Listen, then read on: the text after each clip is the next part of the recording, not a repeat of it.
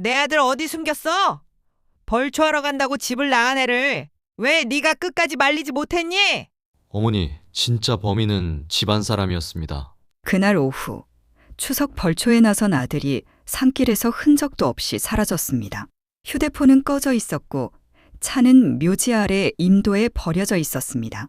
남겨진 건 흙 묻은 벌초낫과 피처럼 번진 붉은 진흙 자국뿐이었죠. 가족은 서로를 의심했고 사돈과 친척들까지 들쑤셔 놓은 끝에 드러난 진실은 상상조차 하기 싫은 피비린내 나는 배신이었습니다. 과연 그날 산에서 정말 무슨 일이 있었을까요? 이 이야기는 평범한 집안을 송두리째 뒤흔든 한마디에서 시작됩니다. 네가 우리 집을 팔아먹으려 했지? 그 말 한마디가 촉발한 명절 갈등, 그리고 불륜, 재산 싸움, 가족 파탄으로 치닫는 지옥 같은 나날. 끝내 피눈물로 얼룩진 진실 앞에서 누가 울고 누가 웃었는지 지금부터 들려드리겠습니다. 오후 2시. 당신의 가슴을 뒤흔들 진짜 인생 드라마가 시작됩니다. 구독과 좋아요로 매일 오후 2시에 전해드리는 뜨거운 사연 놓치지 마세요. 나는 이정화 61살입니다. 수원을 벗어나 남쪽으로 1시간 반쯤 달리면 나오는 고향 마을에 친정아버지와 시댁 조상 묘가 나란히 있었지요. 해마다 추석이면 우리 집은 벌초로 분주했습니다. 남편 기태는 무릎이 성치 않아 집에 남고 우리 아들 준호가 앞장섰어요. 착하고 성실한 애였습니다. 34, 이제 막 둘째를 보려고 아내 수진과 몸을 챙기던 차였지요. 그의 추석도 다를 게 없어 보였습니다. 동이 트자마자 준호가 벌초낫 예촉이 연료통을 차에 실었어요. 엄마, 빨리 갔다 올게요. 낮에는 막히니까 서둘러야 해요. 나는 며느리에게 떡과 과일을 싸주고 뚝뚝 떨어지는 땀을 닦아주며 말했습니다. 벌초는 남자들이 가면 돼. 넌 집에서 전 부치고 전기장판 꺼내라. 그때부터였습니다. 수진의 얼굴이 굳더니 내 말을 씹듯 말했어요. 어머니, 저도 갈게요. 작년에도 나는 멈칫했습니다. 작년엔 수진이 늦잠을 자다 말다툼을 벌였고 나는 며느리를 타박했지요. 며느리가 벌초까지 따라갈 필요는 없어. 집안일이 우선이지. 그 말이 마음에 걸렸는지 올해는 꼭 가겠다는 눈치였습니다. 그런데 준호가 그 사이를 가로막았어요. 수진아, 당신은 집에 있어. 아이 봐야지. 두 사람 사이에 찬바람이 돌았습니다. 명절이면 늘 그렇듯 말끝에 가시가 박혔지요. 명절 갈등은 눈송이처럼 사소한 데서 시작되지만 바람 한 번 불면 눈사태가 됩니다. 그날도 그랬어요. 그럼 저라도 전기톱 챙겨드릴게요. 수지는 차 트렁크를 열고 잘 정리된 공구 상자를 꺼냈습니다. 그리고 문득 내 눈을 똑바로 바라보며 덧붙였어요. 어머니, 산 위 땅 문서, 그거 정리하셨어요? 가슴이 철렁 내려앉았습니다. 산 위 땅, 조상 묘가 있는 그 임야 1200평, 남편 형제들과 지분이 엉켜 오래 묵혀둔 땅이었지요. 몇 달 전부터 동네에 소문이 돌았습니다. 고속도로 나들목 확정으로 주변 땅값이 들썩인다고. 그때부터 남편의 아우 도식이가 전화로 들들 볶았어요. 형수님, 이번에 팔아야 해요. 기회는 짧아요. 나는 흐릿한 도장을 꺼내고 말았다가 다시 도로 넣었습니다. 팔면 편해질까? 아니면 조상 죗값을 팔아먹었다고 손가락질 받을까? 머릿속이 복잡했지요. 그 순간 준호가 시동을 걸었습니다. 엄마, 다녀올게요. 나는 평소처럼 배웅하려다 왠지 등골이 서늘했어요. 창문 너머로 보이는 아들의 뒷모습이 낯설 정도로 멀게 느껴졌습니다. 준호야, 조심해. 사람들 많은 시간에 내려와. 네. 문이 닫히며 툭 소리가 났어요. 평범한 소리, 평범한 인사였습니다. 그런데 어쩐지 그 소리 뒤로 아주 길고 어두운 터널이 입을 벌린 것만 같았지요. 가슴 한쪽이 무거웠습니다. 정오가 가까웠을 무렵 동네 농협에 들렀던 남편의 동생 도식이가 집에 들렀습니다. 형수님, 준호랑 연락돼요? 산 올라갔지. 왜? 연료통을 두고 갔어요. 도식은 헐레벌떡 말했어요. 이상했습니다. 준호가 연료통을 빼먹을 리가 없는데 나는 전화를 걸었어요. 고객님께서는 전원이 꺼져. 그 목소리는 늘 사람을 화나게 만들지요. 아무것도 알려주지 않으면서 단단히 가로막습니다. 나는 입술을 깨물었습니다. 수진이 슬금슬금 다가왔어요. 어머니, 제가 올라가 볼까요? 그 눈빛 속에 묘하게 알 수 없는 불안이 스며 있었습니다. 무언가 잘못되고 있다는 예감이 들었어요. 오후 2시 전화는 여전히 꺼져 있었습니다. 벌초하러 올라간 사람들에게서 소식이 없으면 마을에선 곧장 산을 뒤집니다.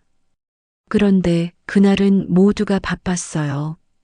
남의 집 제사, 교회 예배, 도로 정체. 서너 시쯤 돼서야 도식과 나는 산길로 향했습니다.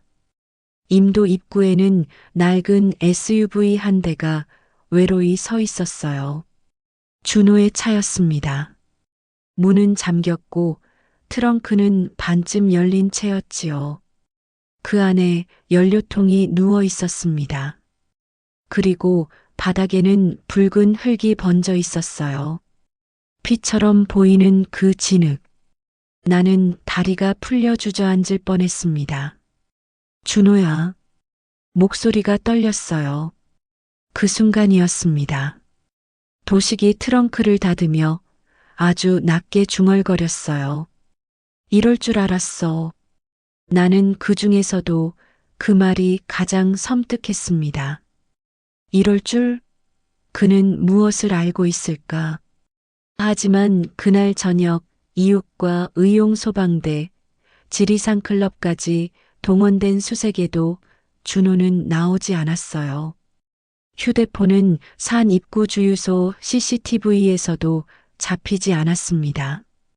아들은 산으로 들어가 사라졌어요. 그 사실 하나만이 시커먼 밤처럼 무거웠습니다. 다음 날 경찰이 왔습니다. 벌초나 손잡이에서 희미한 지문이 나왔다고 했어요. 우리 집 식구들 것과 낯선 누군가의 것. 수지는 울었습니다. 나는 울지 못했어요. 울음이 나올 것 같으면 곧장 목덜미로 되돌아가 숨을 먹게 했지요. 그때 며느리가 말했습니다. 어머니, 혹시 그 땅 정말 파시는 거였어요? 나는 화를 내고 싶었으나 혈관이 얼음처럼 굳어 아무 소리도 나오지 않았어요. 대신 속으로만 중얼거렸습니다. 지금 그걸 묻는다고? 지금? 그날 밤 나는 한 통의 전화를 받았습니다. 번호는 막혀 있었어요. 이정화 씨, 쉰 듯한 남자 목소리였습니다. 준호 씨, 보고 싶으면 문서부터 챙기시죠. 누구세요? 모르셔도 돼요. 내일 밤까지 시간 드릴게요. 뚝. 전화는 그렇게 끊겼습니다. 나는 바닥을 더듬어 가스버너를 껐어요. 손이 떨려 불꽃이 춤을 췄습니다. 그리고 생각했지요. 누구지? 도식? 아니면 수진? 아니야, 설마. 설마가 사람 잡는단 말을 나는 그날 처음으로 뼈에 새겼습니다. 그 다음 날 아침 마을회관 앞에서 수군거림이 시작됐습니다. 며느리가 도시 남자랑 산이 땅값이 억 단위로 올랐다더라. 친척들이 도장 찍으라며 들이대고 소문은 늘 진실보다 빠르고 잔혹합니다. 나는 점점 작아졌어요. 누군가가 손가락질을 하면 그 그림자가 내 등에 붙어 평생 떨어지지 않을 것처럼 느껴졌습니다. 가족 파탄이라는 단어가 내 머릿속에 둥근 멍처럼 떠올랐어요. 그리고 바로 그날 밤 나는 내 며느리의 휴대폰에서 한 통의 메시지를 보았습니다. 내일 임도에서 보자. 발신자는 홍 팀장. 건설회사 측 사람이라는 이야기만 들었던 이름이었어요.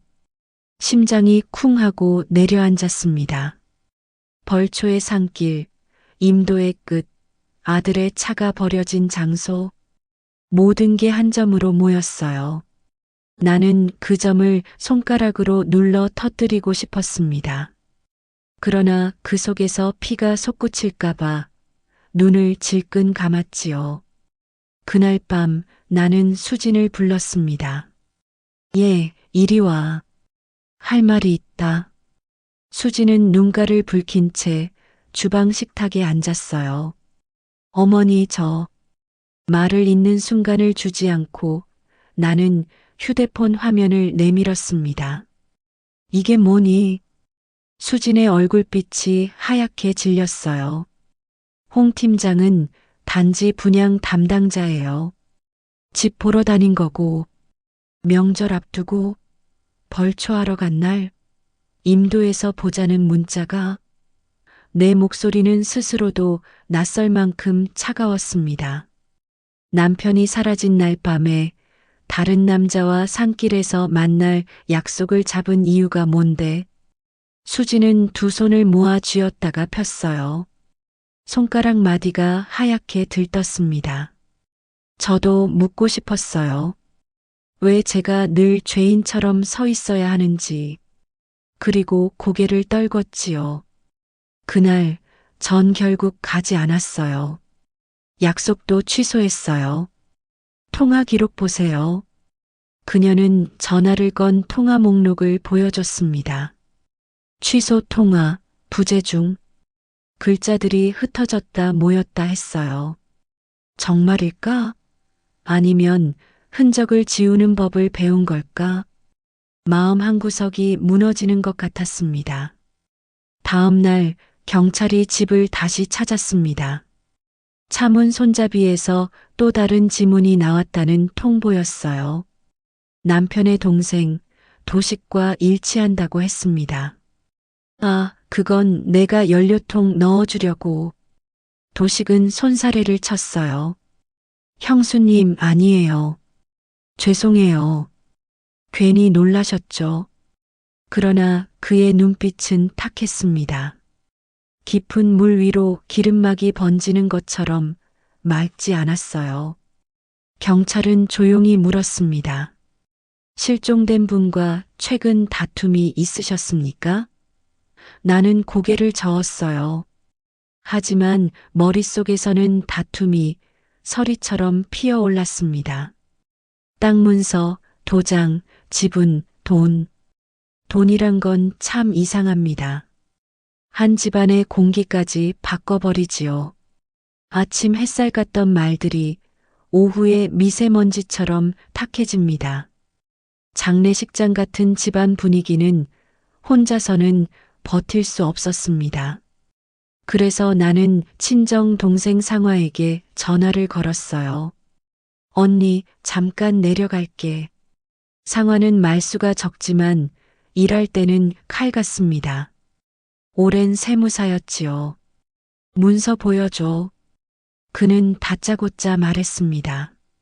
나는 서랍 깊숙이 넣어둔 토지대장, 지분확인서, 인감증명서를 꺼냈어요. 상화는 꼼꼼히 훑더니 얼굴이 굳었습니다.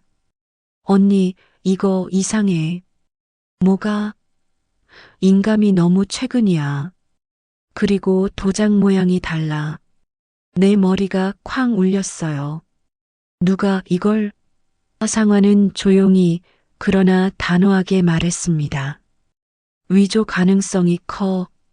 내일 새벽에 구청 갈 거야. 나는 식탁 모서리를 잡았습니다. 손끝이 저릿저릿했어요. 밤이 깊자 우리 집 거실에는 말 못할 기운이 맴돌았습니다. 문틈으로 스며든 새벽 공기가 마치 누군가의 한숨 같았지요. 그때 수진이 방에서 나왔어요. 어머니 못 주무시죠? 나는 고개를 끄덕였습니다. 수진아, 솔직히 말해줘. 너 혹시 다른 사람 있니? 수진은 씩 웃었어요. 슬픈 웃음이었습니다. 있으면요? 있으면 어머니가 저를 산에 묻으실 건가요? 그 말이 너무 아프게 박혀 한동안 말을 잇지 못했습니다. 너랑 내가 앙숙이 되는 건 내 뜻이 아니야. 나는 그제서야 오래 묵힌 말을 꺼냈어요. 시어머니 며느리 갈등, 그 말이 얼마나 비참한지 나도 알아. 나도 며느리였으니까. 수진의 어깨가 가늘게 떨렸습니다. 저도 알아요. 근데 어머니, 저는 늘 집안의 가장 약한 골이었어요. 누구든 힘들면 저한테 화냈죠. 그 순간 나는 비로소 며느리의 외로움을 보았습니다. 그러나 그 연민은 곧 벼락처럼 떨어지는 의심에 덮였지요. 그럼에도 준호는 어디 갔지? 다음 날 새벽같이 구청으로 달려간 상화가 낮에 전화를 걸었습니다. 언니 맞아. 위조야. 등기부에 근저당이 설정되어 있고 근저당권자가 입에서 욕이 튀어나올 뻔했어요. 누군데? 도식? 순간 바닥이 꺼졌습니다. 그 사람 형님 명의로 된 지분을 담보로 몇 억을 빌렸어. 날짜는 준호가 사라지기 며칠 전. 눈앞이 캄캄해졌어요. 도식은 왜? 우리의 지분을 왜? 그럴 수 있는가? 아니다. 이미 했다. 했다면 아들의 실종과도 연결돼 있는가? 머릿속 모든 점들이 하나의 이름으로 이어졌습니다. 도식? 나는 그대로 도식의 공업사로 달려갔어요. 도식 씨. 철문을 쿵 두드리자 안에서 쇠갈리는 소리가 났습니다. 문이 열리며 기름 냄새가 훅 들어왔어요.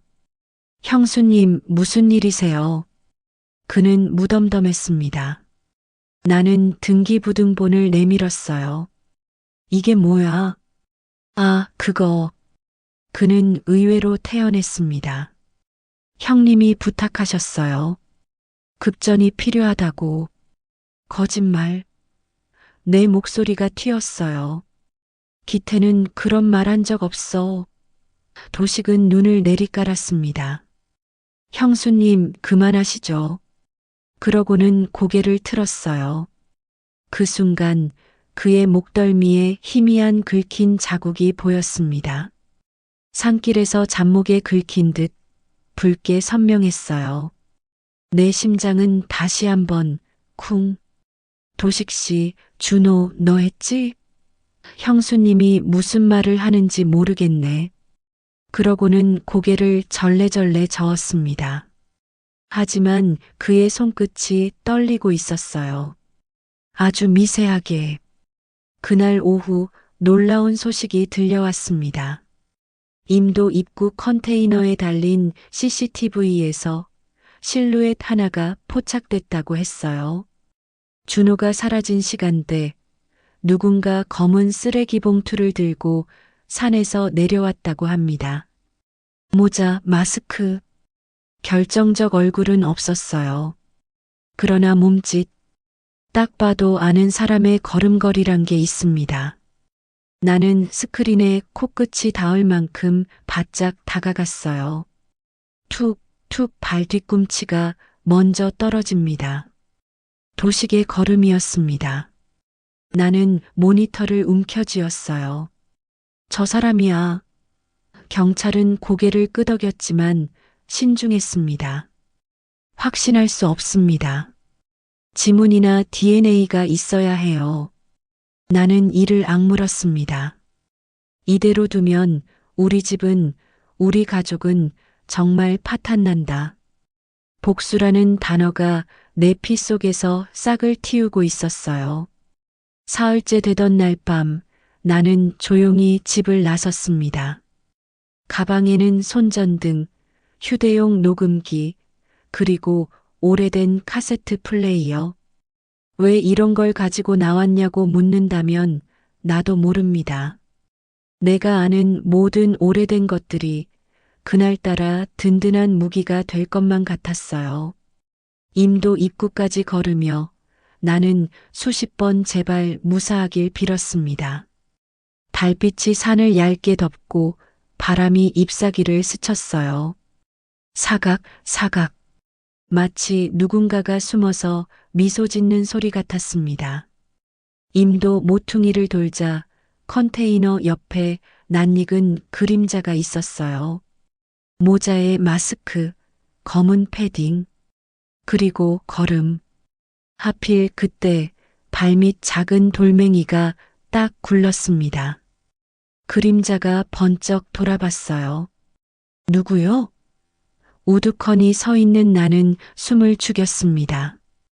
그림자가 다가왔어요. 이 시간에 어딜? 그는 문득 멈칫했습니다. 형수님? 목소리, 도식이었습니다. 잠깐의 침묵이 흐른 뒤 내 입에서 쉰 소리가 흘렀어요. 도식 씨, 이 시간에 여긴 왜? 그는 씩 웃었습니다. 형수님은요? 서로의 말이 얼음장 위를 걷듯 미끄러졌어요.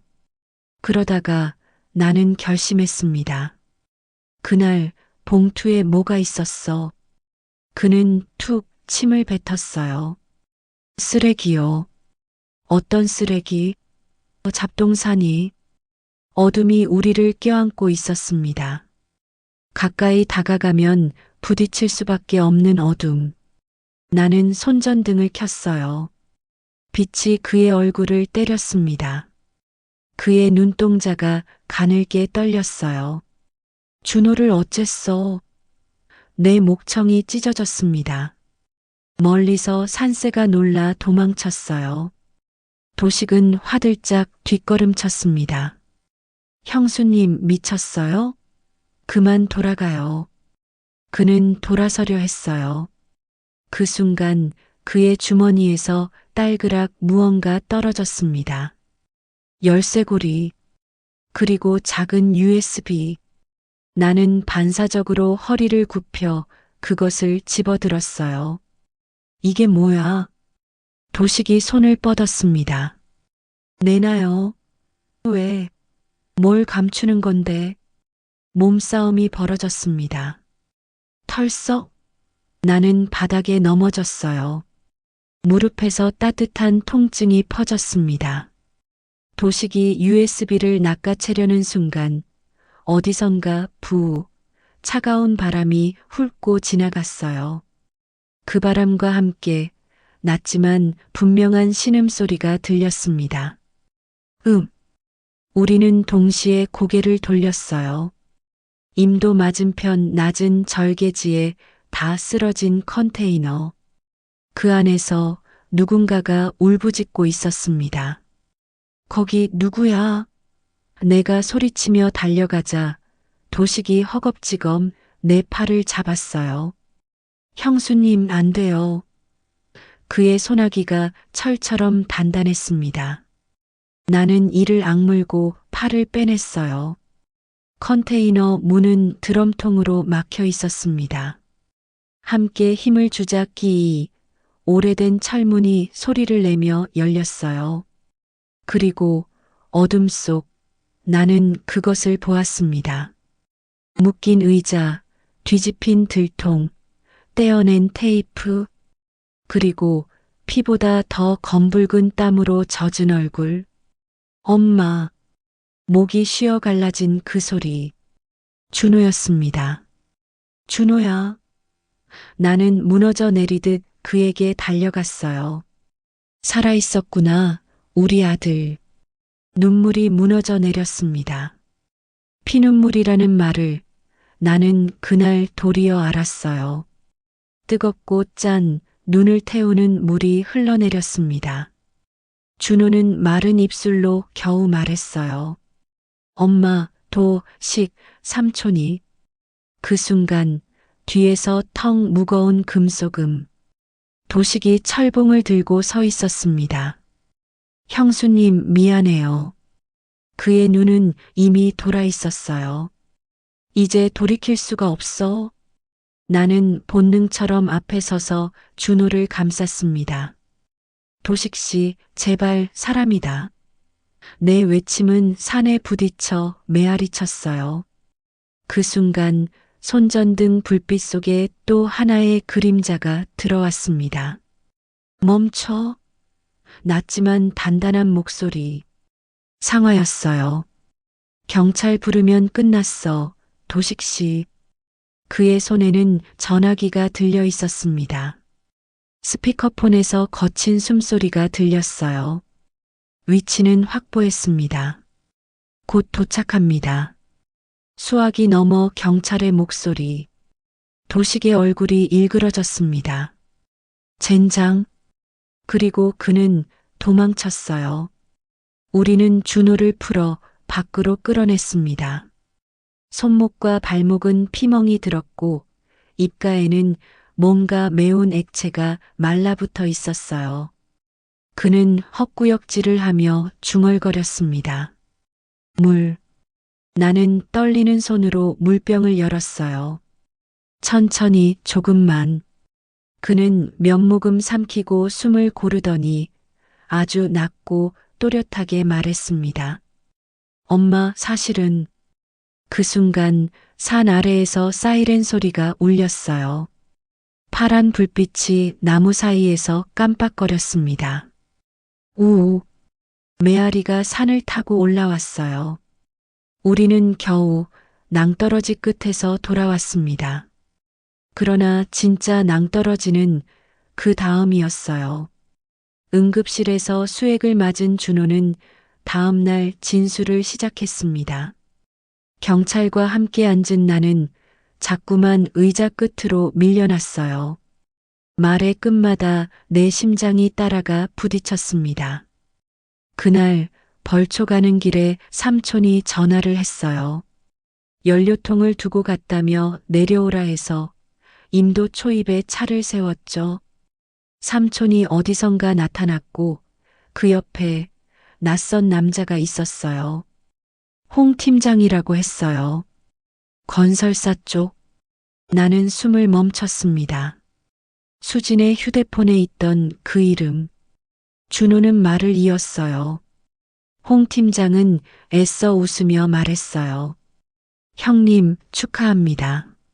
상생개발 구역에 묘가 걸려 있는데 협의만 되면 보상금도 하고 2주택도. 이상했죠. 그쪽에서 먼저 우리를 찾을 이유가 없는데. 그런데 그들이 들고 있던 문서에 제 사인이 있더라고요. 제명의 일부가 이미 넘어가 있었어요. 그가 손을 움켜쥐었다가 폈습니다. 제가 몰래 도장을 찍을 리 없잖아요. 경찰이 고개를 끄덕였어요. 그래서요? 준호는 고개를 끄덕였습니다. 저는 그 자리에서 문서 위조를 의심했어요.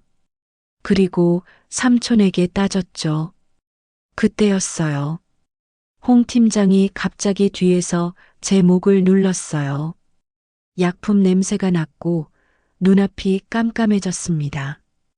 그리고 깨어나 보니 컨테이너에 묶여 있었어요. 나는 눈을 질끈 감았습니다.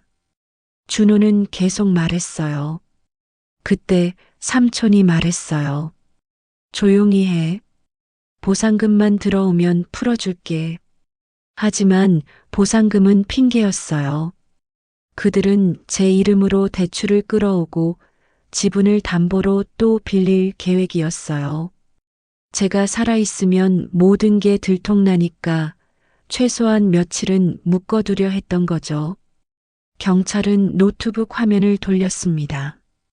우리가 확보한 USB에 녹화 파일이 있었어요.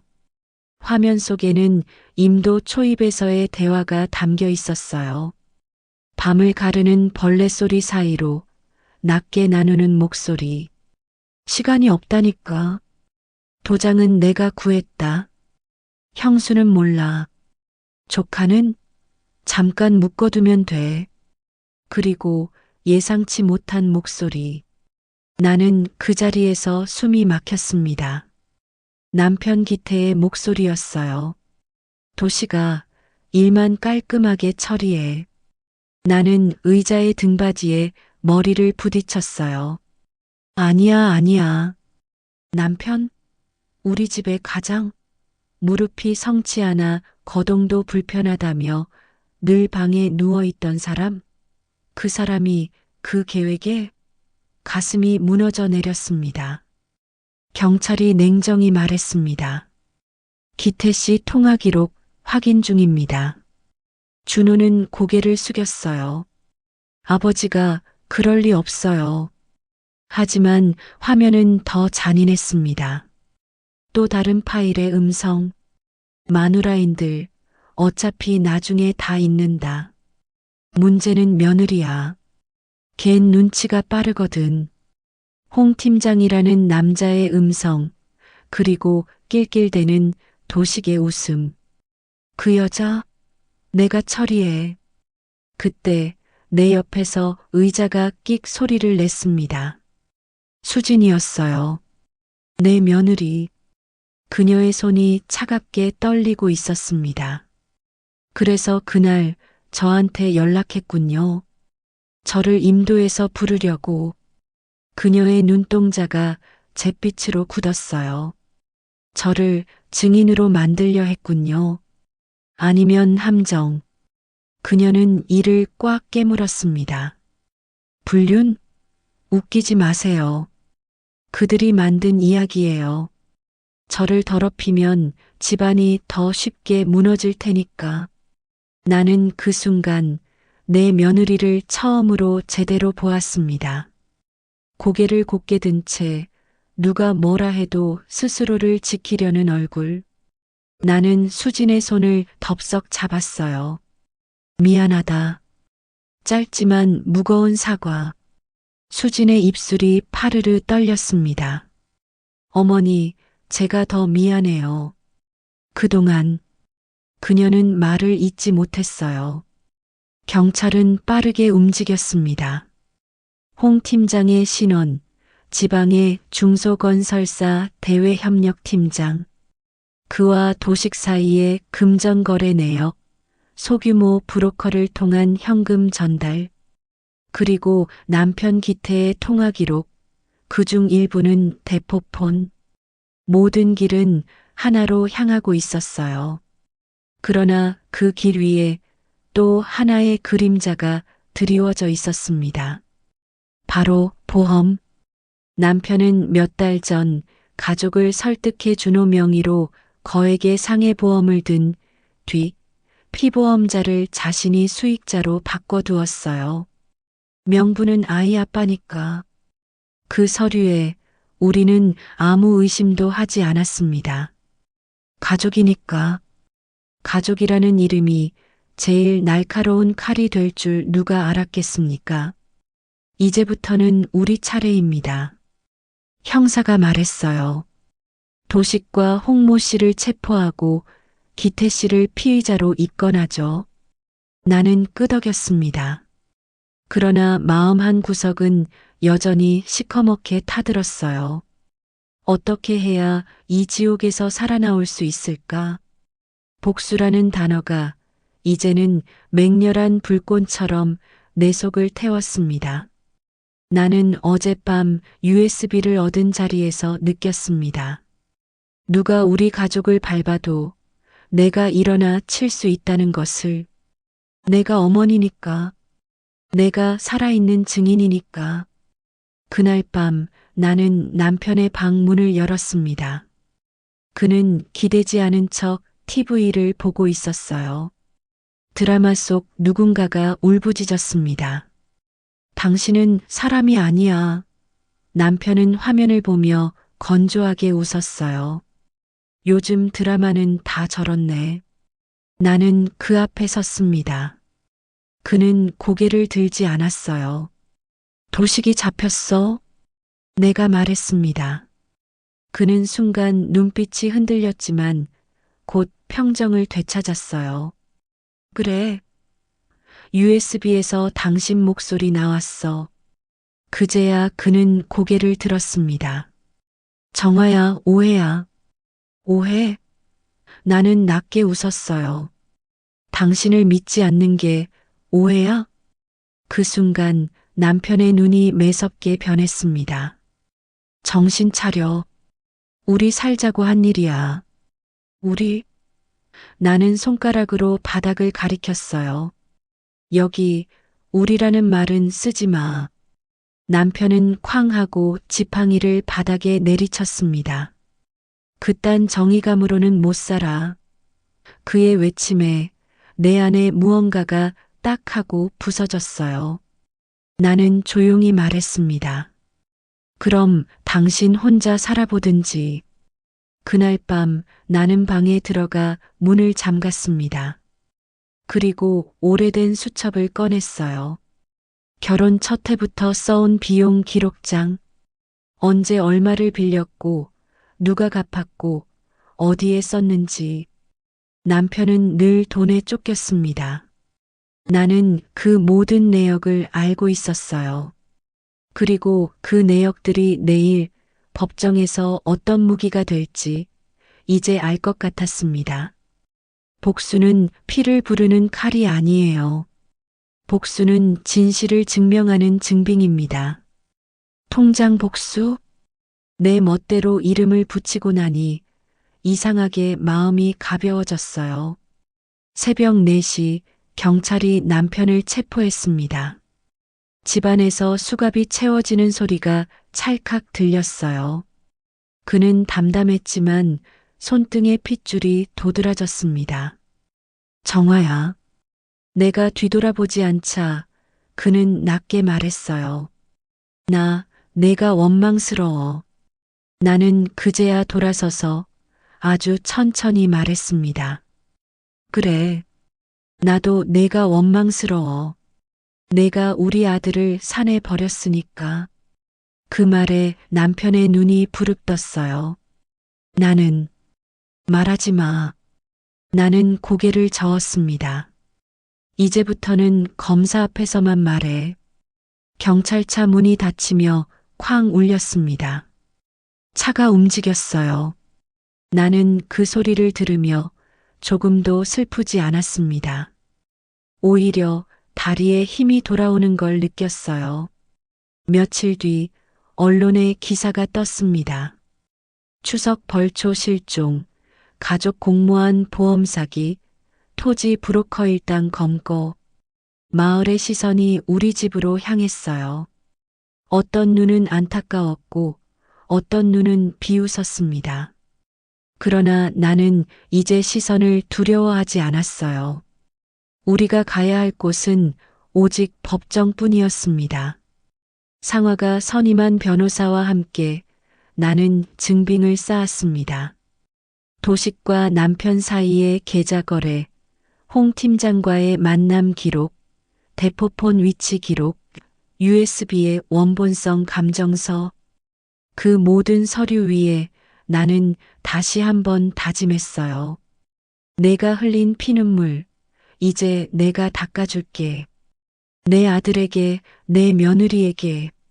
첫 공판날 나는 법정 뒤편에 앉았습니다. 도식이 수의를 입고 입장했어요. 그는 눈을 마주치지 않았습니다. 홍 팀장은 얼굴이 창백했어요. 그리고 남편, 겨우 지팡이에 몸을 기대고 들어왔습니다. 그의 눈은 여전히 교만했어요. 검사가 USB 녹음 파일을 제시하자 방 안 공기가 무거워졌습니다. 스피커에서 울리는 그의 목소리. 일만 깔끔하게 처리해. 판사가 물었어요. 피고인 인정합니까? 남편은 고개를 저었습니다. 증거 조작입니다. 그 말에는 힘이 없었어요. 변호사는 서류 더미를 하나씩 올렸습니다.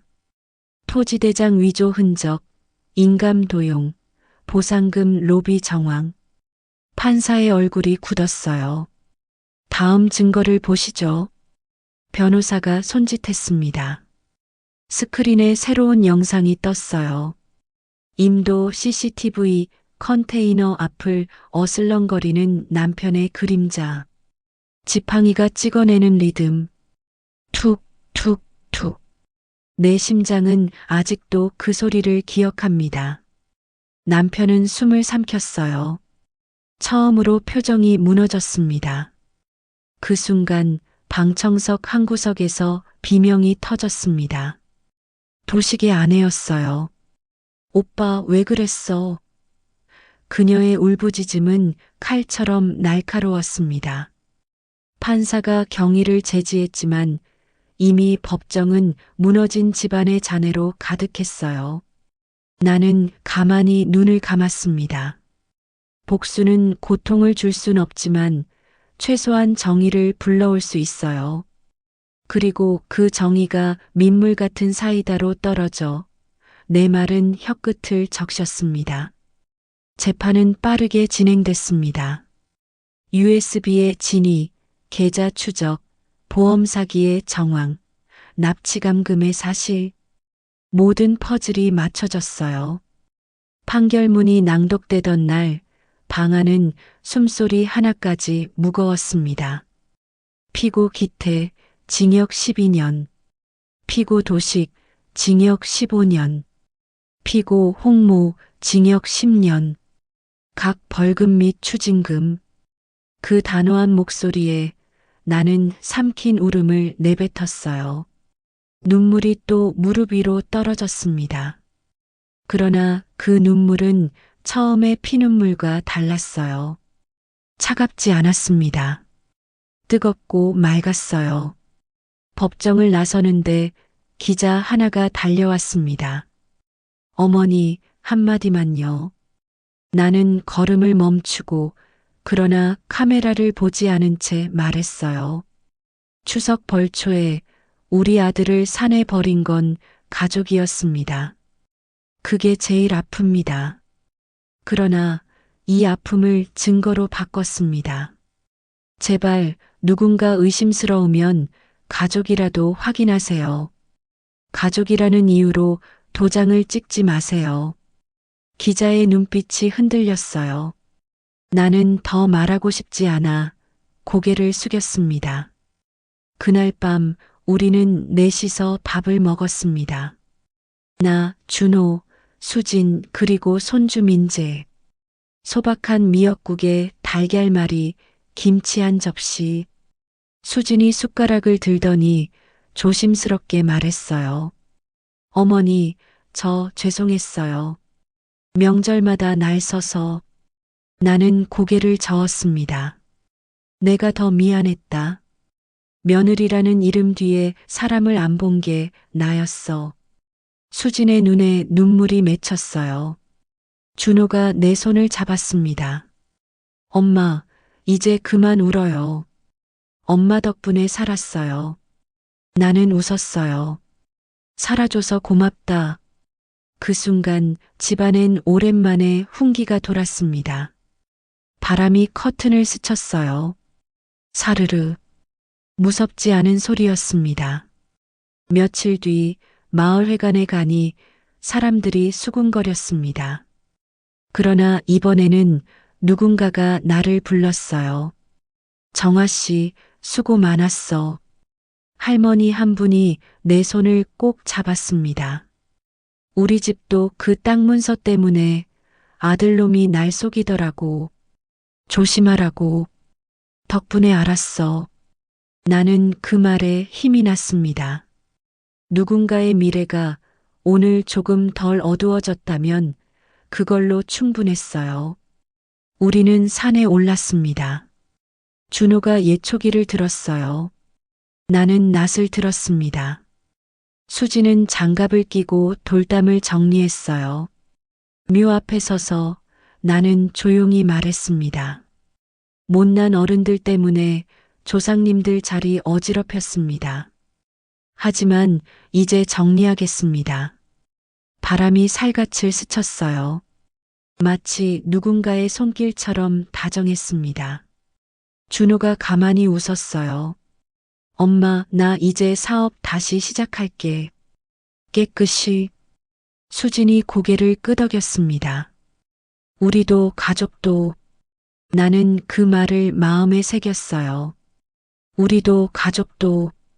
그 말이 비로소 따뜻했습니다. 이야기를 마무리하기 전에 나는 꼭 전하고 싶습니다. 첫째, 가족이란 이유로 도장을 찍지 마세요. 서류는 사랑의 반대말이 아닙니다. 사랑을 지키는 도구예요. 둘째, 명절 갈등은 거대한 불씨가 될 수 있습니다. 말 한마디가 누군가의 삶을 부술 수도 있어요. 셋째, 불륜이라는 소문은 때때로 진실을 가리기 위한 연막탄입니다. 의심스럽다면 직접 확인하세요. 넷째, 복수는 칼이 아니라 증거입니다. 복수는 피눈물을 사이다로 바꾸는 과정이에요.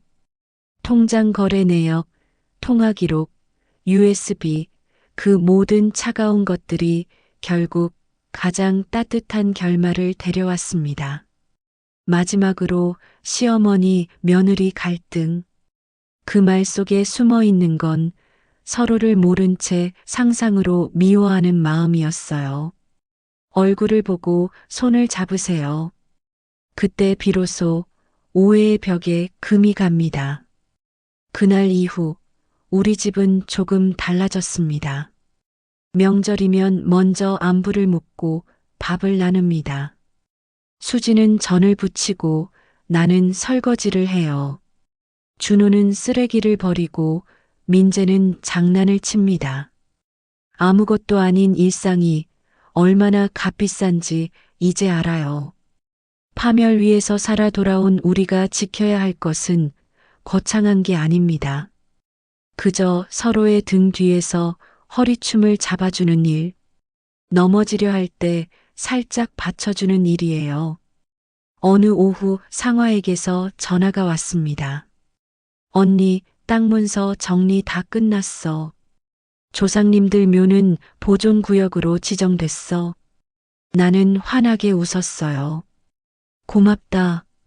전화를 끊고 거실에 앉아 있는데 햇빛이 카페 뒤로 길게 흘렀습니다. 그 빛이 마치 새로운 길 같아 한참을 바라봤어요. 그리고 속으로 중얼거렸습니다. 준호야, 수진아. 이제 우리 잘 살자.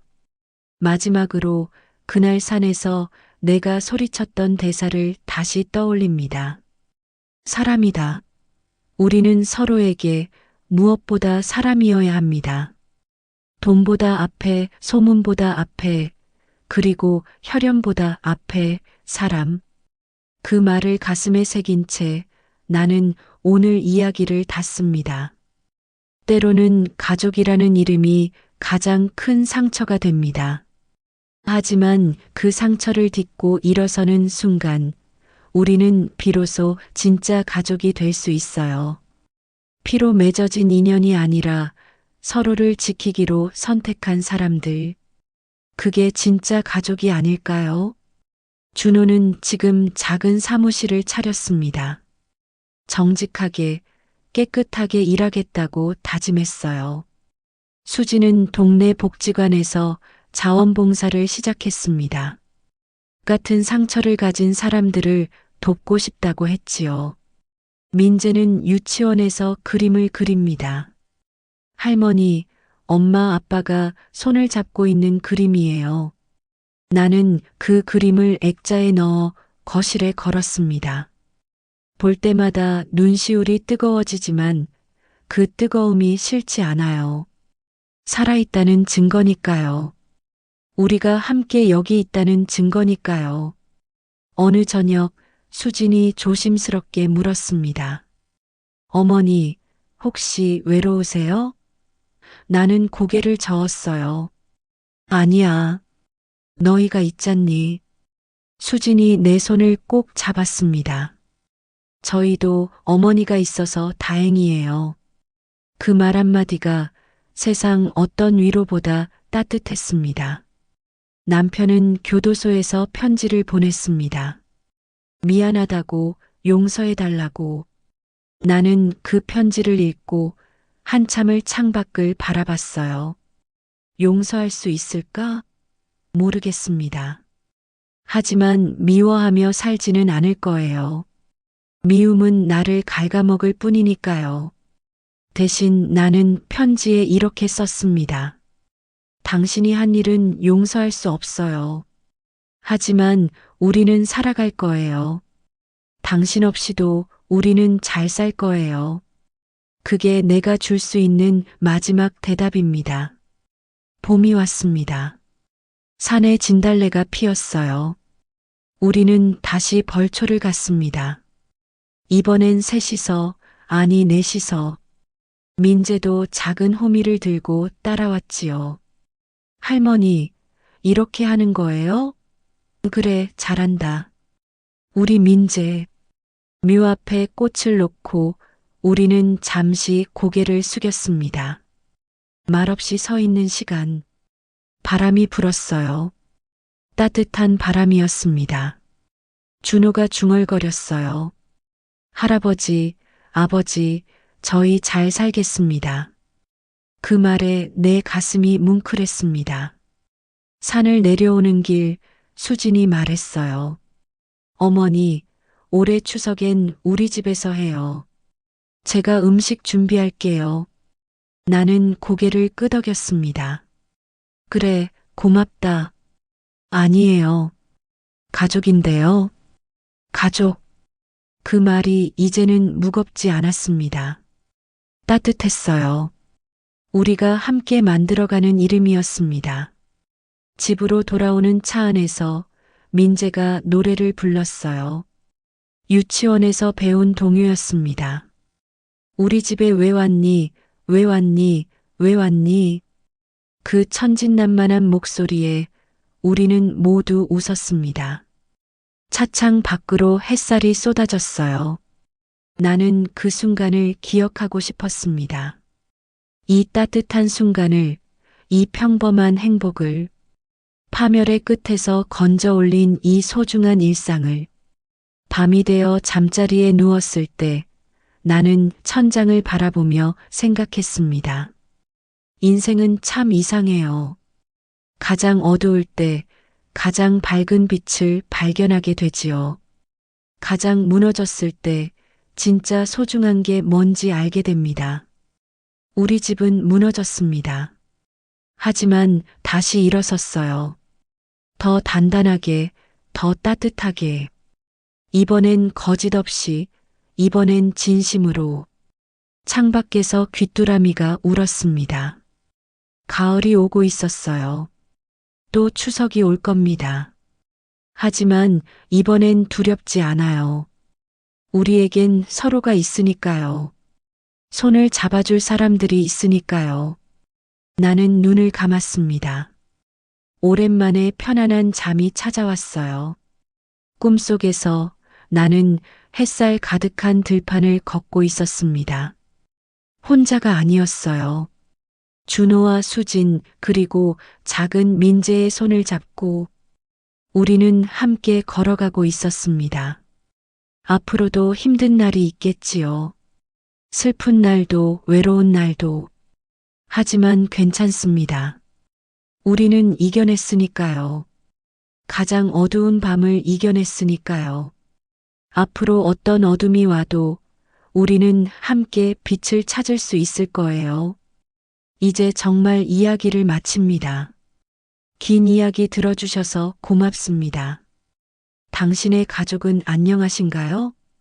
혹시 말하지 못한 상처가 있다면 오늘 용기 내어 말해보세요. 혹시 쌓인 오해가 있다면 오늘 풀어보세요. 가족이라는 이름이 때로는 무겁지만 진심으로 마주할 때 그보다 따뜻한 이름은 없습니다. 서로의 손을 잡아주세요. 서로의 등을 토닥여주세요. 그게 우리가 할 수 있는 가장 큰 사랑이니까요. 구독하시고 매일 오후 2시에 전해드리는 진짜 인생 이야기 함께 들어주세요. 당신의 오후가 사이다처럼 시원한 결말로 끝나길 바랍니다. 그리고 무엇보다 당신의 가족이 오늘도 따뜻하길 바랍니다. 안녕히 계세요. 다음 이야기에서 또 만나요.